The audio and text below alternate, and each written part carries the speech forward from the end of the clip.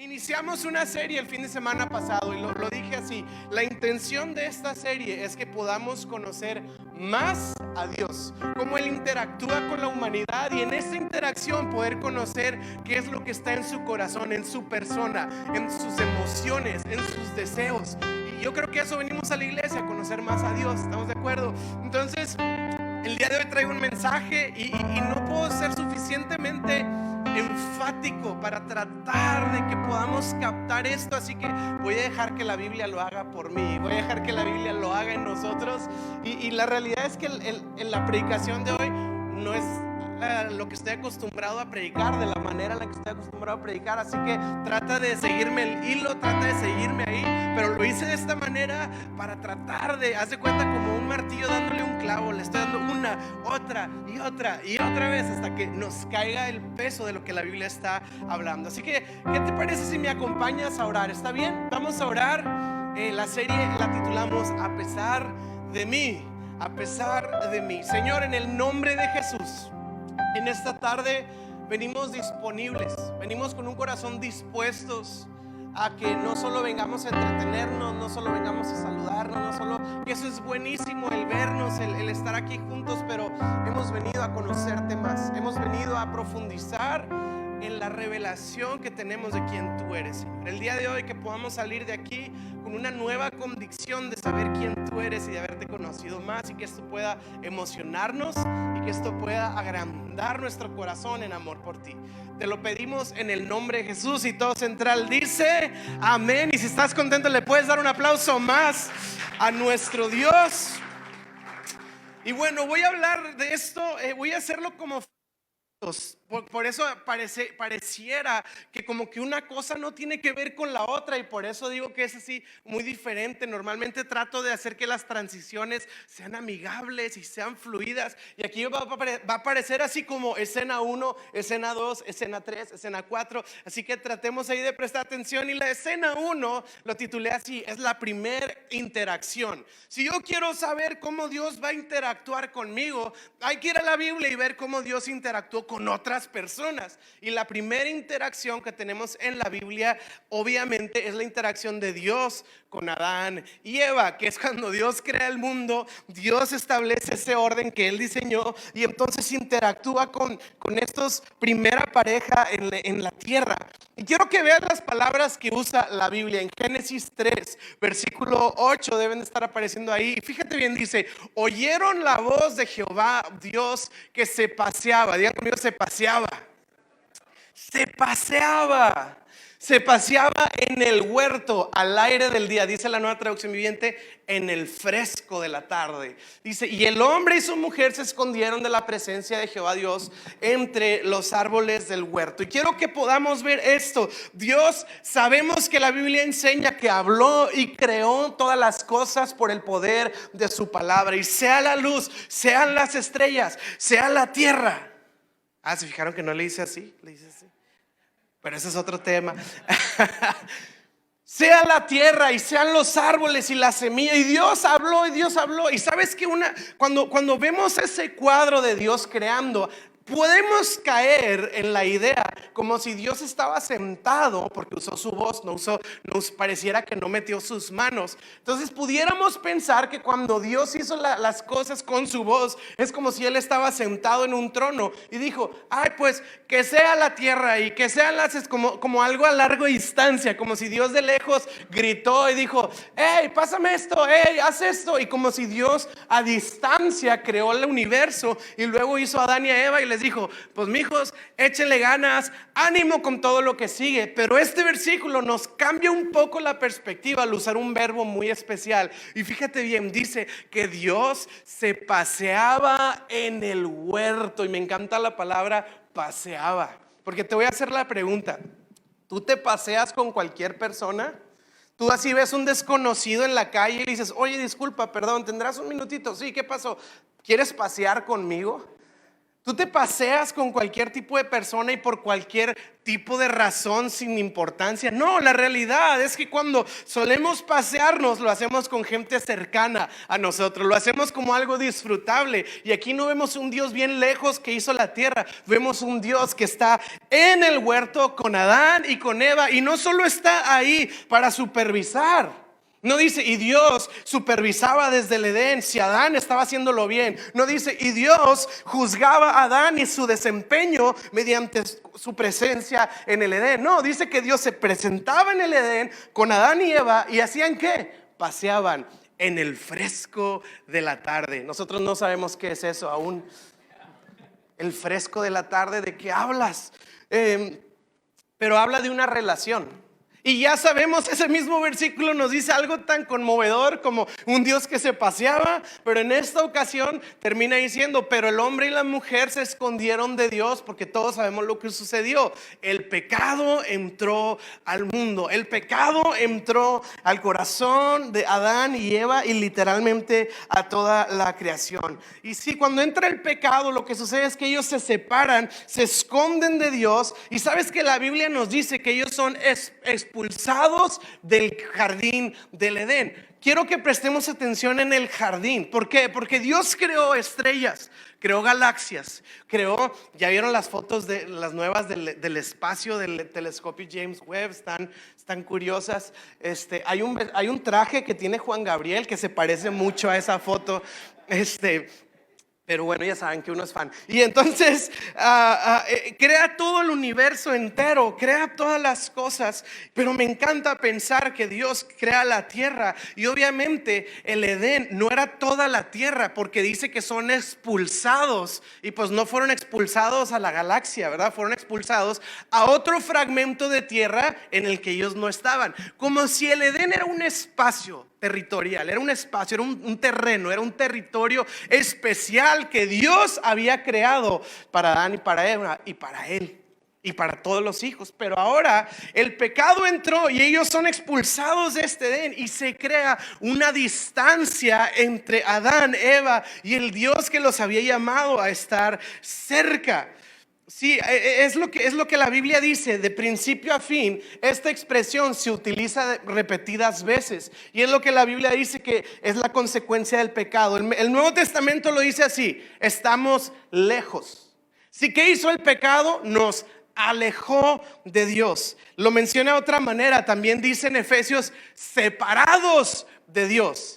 Incluso todavía Pablo se atreve a decirlo así: enemigos, hay una enemistad con Dios, como diciendo todo lo opuesto que había en el Edén. ¿Qué había? Estábamos cerca, estábamos unidos y éramos amigos. Pero ahora el pecado hizo lo opuesto, nos puso a distancia, nos puso lejos y nos hizo enemigos. Entonces hay un tema de cercanía en estos versículos, hay un tema de cercanía en esta historia. Y esta es la primera historia de la humanidad. Y es como, ay, Adán, siempre tiene que haber un tipo que la va a regar, ¿no? Ahorita que están planeando irse a vivir a otros planetas, va a haber un tipo ahí. O sea, ¿sí me explico? Vamos a ir a otro planeta y va a haber un tipo ahí que no pagó su boleto de estacionamiento y va a estar ahí picándole y la pluma no se va a levantar y todos vamos a estar atrás haciendo fila. ¿Sí me explico? Somos nosotros en la situación. Entonces, hola chiquilla.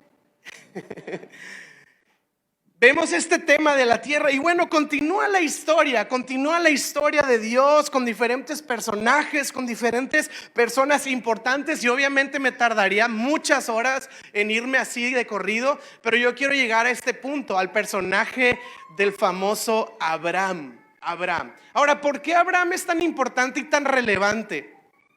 Abraham es importante porque es la primera vez en el Antiguo Testamento en donde Dios expresa su voluntad de una manera explícita. Con Adán y Eva les puso un jardín, se relacionó con ellos. Con Abraham, Dios le dijo: Abraham, es que lo que yo quiero hacer es esto.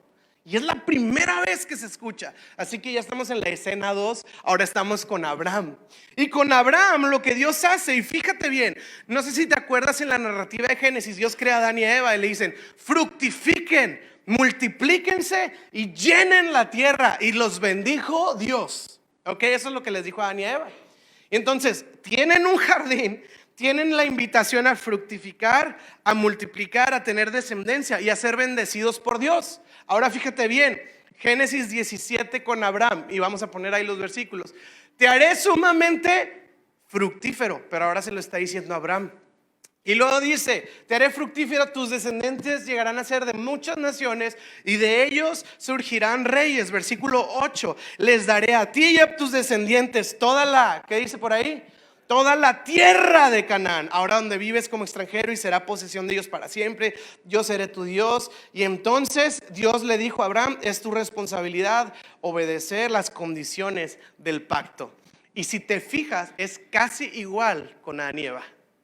Fructifiquen, multiplíquense, van a ser de bendición, yo los bendigo. Solamente cumple esta condicionante: no comas de este árbol. Y pues no cumplieron la condicionante y sucedió lo que sucedió. Ahora estamos hablando con Abraham y una vez más parece que Dios le repite lo mismo: fructifica, multiplícate, tus descendientes van a llenar la tierra. Yo les voy a dar una tierra física, un espacio, un terreno específico y geográfico, y cumple las condiciones del pacto. Es lo mismo, es como si Dios otra vez está con la misma narrativa desde el principio. Y sabes que Dios está siendo insistente con Abraham. El tema es que una vez más, pues Abraham no cumple en sí las condiciones del pacto. Sí, y entonces como que esa promesa pues sigue avanzando en un solo deseo en el corazón de Dios, que no se puede cumplir como tal con Abraham, porque no cumple, porque Isaac su hijo no cumple, porque Jacob no cumple. Y avanzamos por las generaciones de escena 3, que llegamos a otro personaje, a Moisés, el famoso libertador de Israel. ¿Vamos bien? Muchos nombres, muchas historias, pero estoy contando así una narrativa. Ahora estamos con Moisés y hay algo muy importante que se encuentra en la vida de Moisés. Y es que con Moisés vemos por primera vez en la historia de toda la humanidad la invitación o la instrucción de construir un tabernáculo. ¿Qué significa tabernáculo? Una tienda de acampar en donde gente puede habitar ahí. Y Dios le da las instrucciones. Y si tú lees el libro de Éxodo, vas a ver que al principio está bien padre, y las plagas, y Faraón, y echó a la mar los carros del Faraón. Hey, hey, y todo esto, ya sabes, está muy padre la narrativa de Éxodo. Pero de repente se vuelve un poco tediosa, porque ahora empiezan a construir el tabernáculo. Y en esta intención de construir, Dios es demasiado específico con Moisés. Y le dice, y de 5 centímetros no sé qué, y de 2 metros 73 no sé qué, y de 1 metro 15 no sé qué, y de tela de no sé cuál, y de tela de no sé qué, y del metal este, y de la piedra esta, y del polvo este. Y empiezas a leer Éxodo y es así como, o sea, puros materiales y materiales y materiales y medidas y medidas. Y es un libro arquitectónico gigantesco.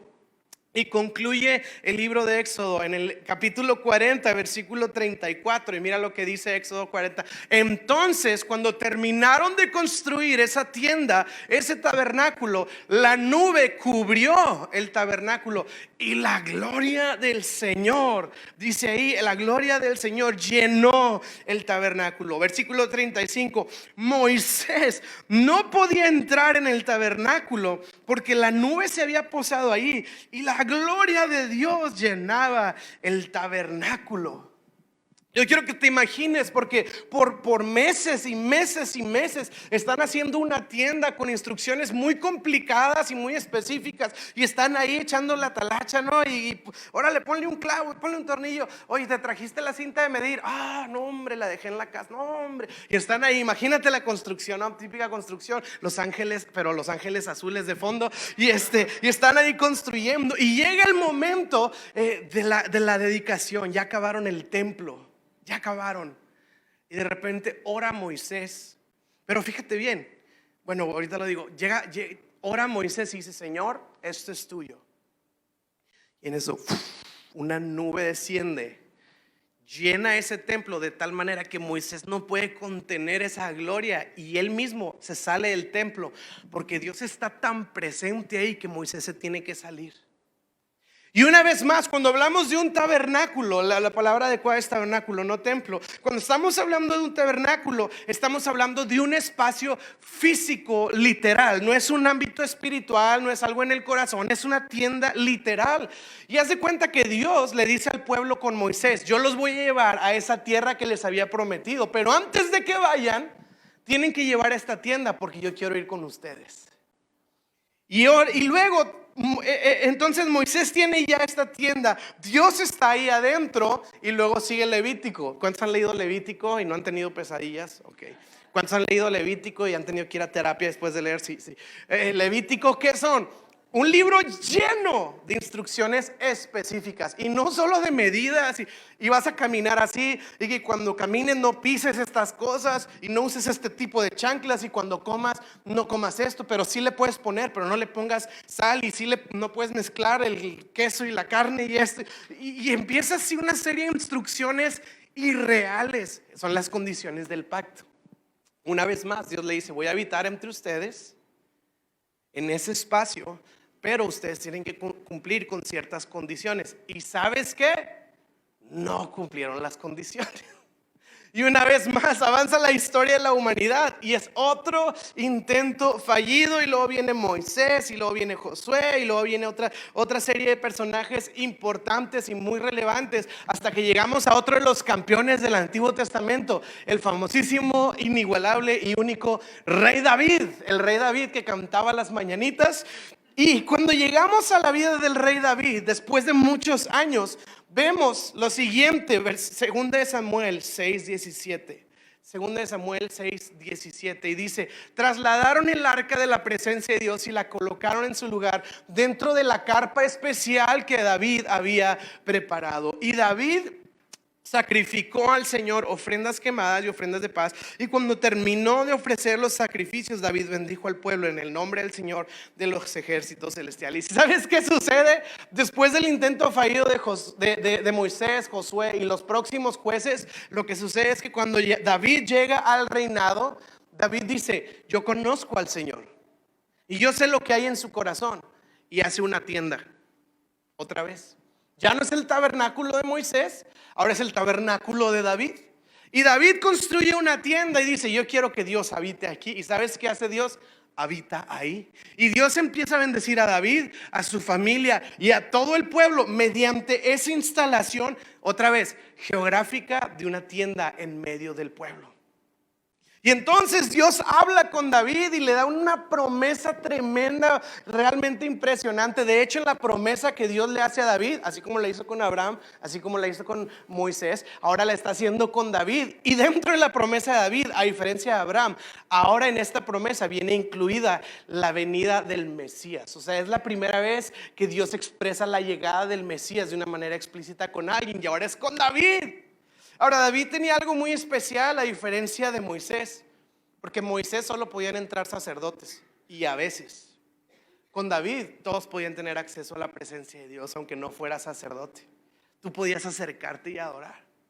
Y entonces Dios le da una promesa tremenda a David, incluido el Mesías viniendo de su linaje, y le dice: y estas son las condiciones del pacto. ¿Y sabes qué pasó? David tampoco cumplió las condiciones del pacto. ¿A dónde vas, Gualo? Ya me aburriste con la misma historia una y otra vez. Pues ahí te va. Ahora vamos con Salomón, el hijo del rey David, el hombre más sabio de la tierra, el hombre más inteligente, etcétera. Fue un don que Dios le dio. Y sabes que cuando viene el hijo de Salomón, por causa de su sabiduría, es un hombre que es grandemente enriquecido, y él logra llevar el reino de Israel a una tremenda prosperidad económica impresionante. Y en esta prosperidad, Salomón dice: no le voy a construir un tabernáculo al Señor, le voy a construir un templo. Y empiezas a leer la Biblia y otra vez instrucciones. Y 3 metros y 2 centímetros. Y luego echaron y la plomada midieron y era un spa. Y así un chorro de instrucciones. Pero el tabernáculo de Salomón era diferente al de David o al de Moisés. Este estaba hecho de mármol, de piedras preciosas y construido con oro. O sea, ya estuviéramos con una de estas que detectan metales ahorita en Israel, pero aquí queremos andar, ¿verdad?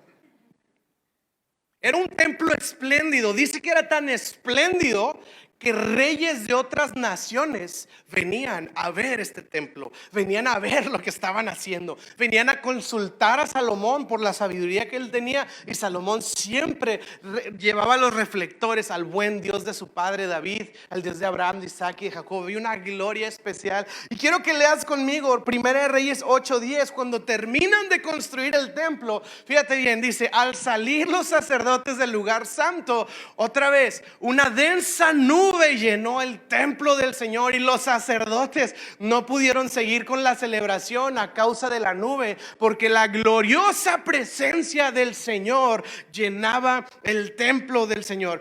Versículo 12: entonces Salomón oró: oh Señor, tú dijiste que habitarías en una densa nube de oscuridad. Ahora te he construido un templo glorioso, un lugar en donde podrás habitar para siempre. Y cae la gloria de Dios. No sé si alguien está notando que parece que una y otra y otra y otra y otra vez se repite la misma historia. Parece como si son diferentes circunstancias, son diferentes personajes, son diferentes situaciones en las que se encuentran, pero parece que todo siempre termina en lo mismo: un espacio, una casa y la gloria de Dios llenándola. Y luego una condicionante de cumplir una parte del pacto para que eso dure para siempre. Una y otra y otra. Y estoy siendo muy generoso por cuestiones de tiempo, pero pudiéramos ver más situaciones así del Antiguo Testamento, en donde hay templo tras tabernáculo tras templo, y siempre la misma historia. ¿Qué sucede? Sí, Salomón construye el templo, gloria a Dios, todo pasa esto muy padre. Eventualmente sigue el hijo de Salomón con el reinado de su padre. El hijo de Salomón la riega por completo, está muy sonso. El Roboam famoso le divide el templo, nada más escucha a sus amiguitos, no escucha la sabiduría, y entonces por estar ahí comete terribles errores. Eventualmente ese templo es destruido, el templo de Salomón. Eventualmente es destruido. ¿Y sabes qué sucede? Nehemías, Esdras, Zacarías, Ageo, ¿sabes qué es? Todos esos libros del Antiguo Testamento, Dios invitándolos a regresar. ¿A qué? A reconstruir el templo para poder volver a habitar. Y ahí va Nehemías con Zorobabel y una serie de personas. Otra vez vamos a intentarlo, a reconstruir el templo que volvió a ser destruido. Una y otra vez la misma historia. Y eventualmente se reconstruye un templo que es administrado, en el que gobierna este grupo de personajes que conocemos como los fariseos. Ahora el templo tiene un tinte político, se han metido otras cosas ahí, ya no es meramente una devoción a Dios, ahora es un asunto de negocios, de política, un poquito de cosas chuecas en ese templo, manejaban cosas bajo la mesa, aunque usted no lo crea. Hacían enriquecimientos ilícitos en ese templo, ya estaba bien corrupto todo. Y de repente un día, mientras la gente iba, porque tenían fechas específicas en las que la gente iba a adorar y llevaban un sacrificio al Señor. La idea era que tú en tu casa preparabas un sacrificio porque amabas mucho a Dios. Y como amabas mucho a Dios, tú separabas una cabra o una paloma, algún animalito en especial, y tú lo cuidabas tanto, y era una manera de llegar y decir: Señor, por meses estuve preparando esto para ti. No es algo que se me ocurrió ahorita, mi corazón estaba esperando este momento para adorarte. Pero los fariseos dijeron: no hombre, no se preocupe, aquí nosotros se los vendemos, mucho más práctico. Entonces la gente, yo creo que ni se acordaba de Dios, y al día siguiente: mañana toca el templo, nada más les damos una lanilla ahí y me dan un chivo, que obviamente hasta eso pues estaban caros. Y estaban en ese día en el templo, una vez más un templo, llevando una ofrenda a Dios. Pero entró una persona diferente. No entró un fariseo, no entró un judío cualquiera, entró Jesús. Y ahorita lo cantábamos. ¿Y qué hizo Jesús? Volcó las mesas. Decían por ahí, cuando juegas juegos de mesa, debes de ser como Jesús. Y sale una foto de alguien volteando una mesa con un Monopoly. Y Jesús volcó las mesas. Dijo, hay un celo porque esto no está bien. Y esto, una predicación. El punto es esto: llegan a cuestionar a Jesús. Y pareciera ser que el éxito del hombre, ya en este punto, era tener un templo. Era tener un edificio. Ese era el énfasis. Y en este punto Jesús llega y ya tienen el templo. Como uno esperaría que el Mesías llegara aplaudiendo. ¡Ey, felicidades! Por fin lo lograron. No está tan padre como el de Salomón, pero está bien. O sea, es funcional. Qué padre que ya tienen su templo. Muchas gracias, qué lindos. Y llega Jesús y dice, esta es una cueva de ladrones y para que sepan, voy a destruirlo. Imagínate el celo que se brinca en el corazón de los fariseos. Dicen, ¿quién te crees tú que vienes a amenazarnos que nos vas a destruir el templo? Pues es la posesión sagrada que venimos tratando de alcanzar desde hace miles de años. Y ahora vienes tú y dices que lo vas a destruir. Y Jesús dice, yo lo voy a destruir y voy a levantar uno en 3 días. Imagínate el cortocircuito mental de los fariseos que están escuchando esto. Y literalmente la Biblia, mira, Juan 2, versículo 19. Fíjate bien cómo dice, de acuerdo, contestó Jesús, destruyan este templo y en 3 días lo levantaré. Versículo siguiente, dice, ¿qué dices? Exclamaron, tardaron 46 años en construir este templo y tú puedes reconstruirlo en 3 días. Tenemos la llegada del Mesías y nuestro Salvador. Y él va a un templo. Y me encanta porque Jesús no entra al templo diciendo, ¿saben qué? Oigan, humanidad, ¿saben qué? Ya no jaló. Ya no la hicieron, o sea, ya no funcionó. Otra vez rompieron el pacto, lo están haciendo mal. Jesús no dijo, ¿saben qué? Ya, o sea, vamos a abortar la misión. Ya, o sea, ya colmaron mi paciencia. Jesús viene y dice, voy a destruir esto. No funcionó. Pero dice, yo voy a levantar un templo. Y esto está tremendo, porque hasta este punto de la historia lo único que veíamos era un Dios santo, justo, perfecto, sublime, todopoderoso, hablando a humanos, diciendo, humanos, así se hace, así se hace, así se hace. Y los humanos no llegando y no dando al ancho, no logrando entender y captar. Entonces llega nuestro Salvador y dice, humanos, pueden descansar. No se preocupen por construir un templo, porque lo que ustedes han tratado de construir que ha fallado, lo voy a destruir, no sirve. Pero ahora va a haber un nuevo templo que ustedes no tienen que construir, lo voy a construir yo.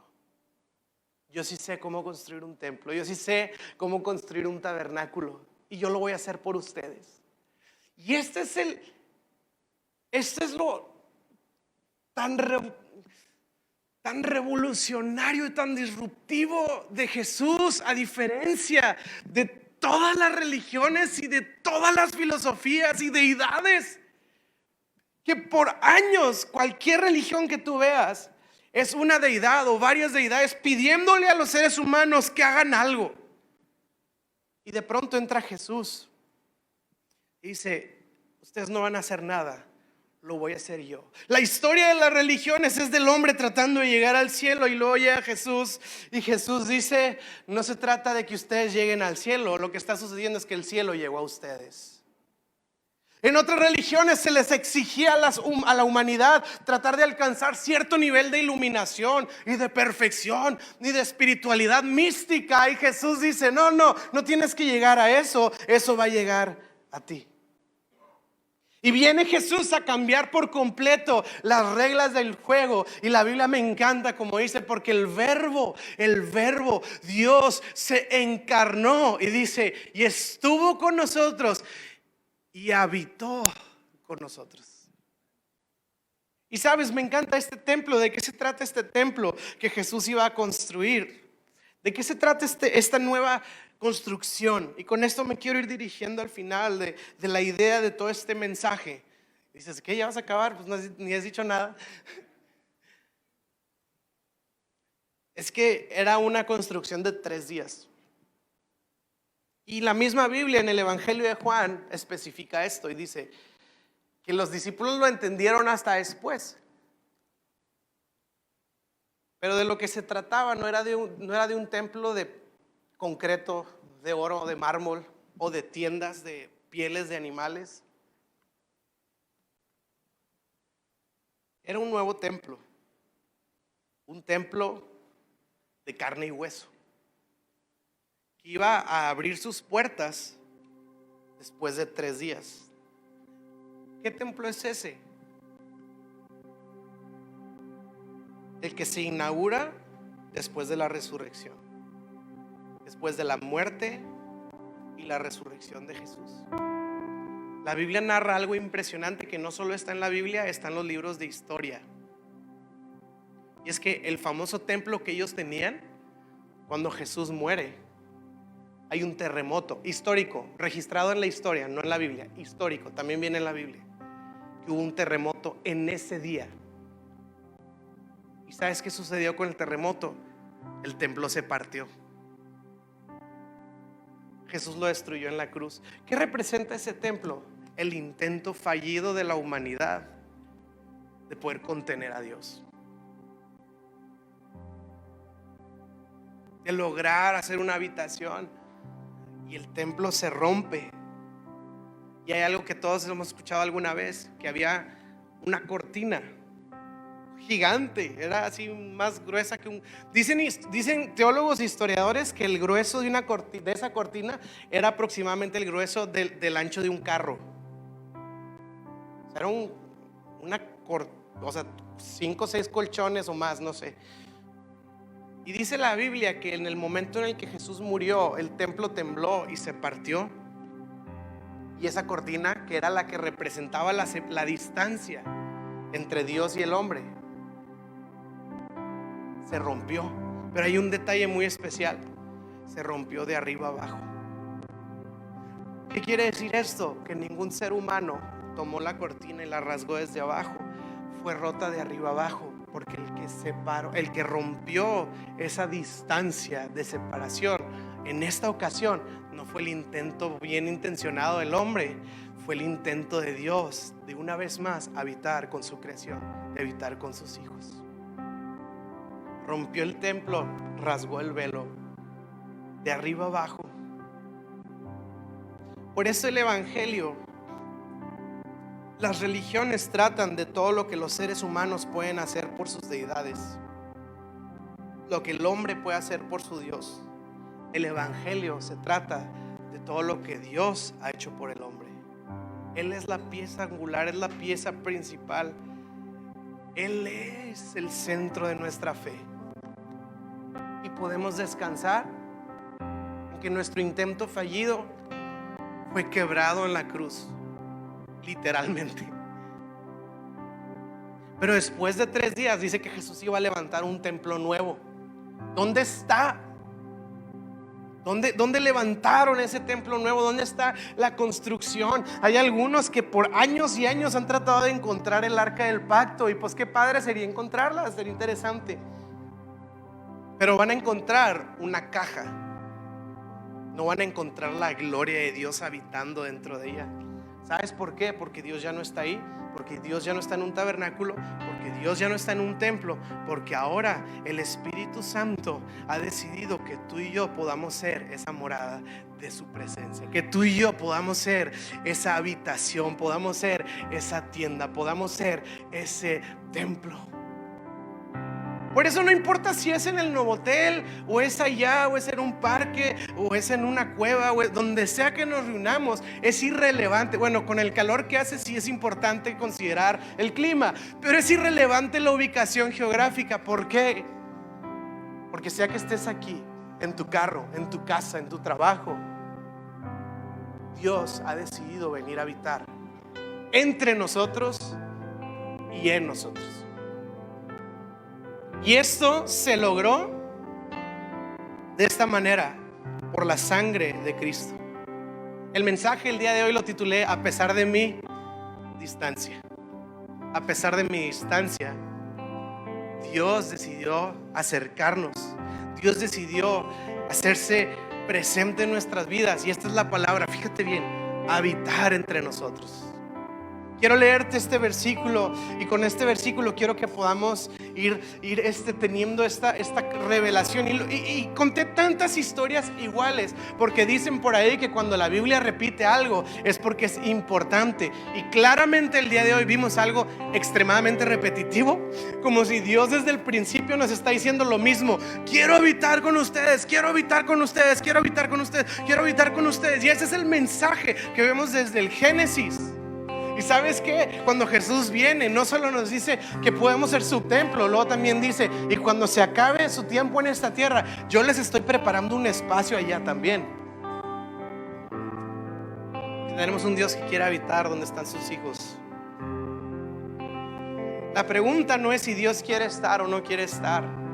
Oh Dios, si hemos hallado gracia, ven y habita aquí. Y Dios, ¿qué onda? Yo estaba desde antes de que tú llegaras.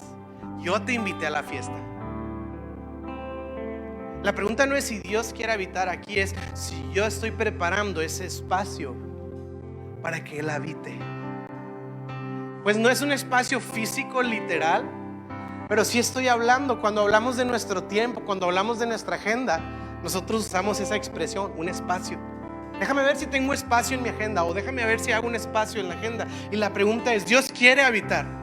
La pregunta es: ¿yo estoy abriendo el espacio para que Él venga a morar y habitar en este lugar, en este jardín, en este Edén en el que Él quiere pasearse conmigo, en el que Él quiere caminar junto a mí en una relación íntima?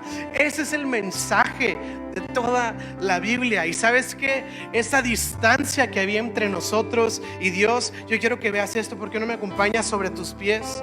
Y quiero que lo leamos juntos y vamos a orar para terminar este tiempo. Fíjate bien, Efesios 2 dice: pero ahora, hablando de esta diferencia, pero ahora han sido unidos a Cristo Jesús. Antes estaban muy lejos de Dios, había una gran distancia, pero ahora fueron acercados por medio de la sangre de Jesucristo en la cruz del Calvario. La Biblia declara esto sobre nuestras vidas, la Biblia declara esto sobre nuestros corazones. Entonces la situación ya no está del lado de Dios, la situación está de mi lado. ¿Será que alguien puede creer esto el día de hoy? ¿Será que habrá alguien que pueda recibir esta verdad en su corazón el día de hoy? ¿Será que habrá alguien que pueda decir: Señor, aquí está un espacio para que vengas a morar, para que vengas a habitar en medio nuestro, Señor, y vivir en esta relación que tú quisiste desde el principio? Vamos, ¿por qué no cierras tus ojos, levantas tus manos y vamos a adorar al Señor con esta verdad?